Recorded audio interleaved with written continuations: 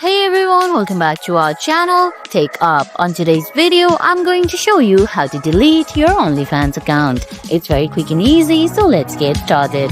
First of all, open your preferred web browser, then type in onlyfans.com. Once you do that, go ahead, give your credentials, then sign in into your OnlyFans account. Now on your screen, you're going to see options like home, notifications, new post, chat, and your user icon. Tap on the user icon from the bottom right corner of your screen, then go to settings.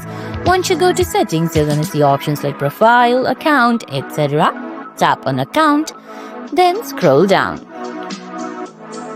Now, once you've scrolled down at the end, under account management, you'll find delete account option. Tap on it, then they're going to ask you to solve some captcha. Go ahead, solve it, then tap on delete account. And guys, that's it. That's how you delete your OnlyFans account. I hope you found this video helpful. If you did, please give it a thumbs up, leave a comment, subscribe to our channel, and hit that bell icon. See you in the next video. Thanks for watching.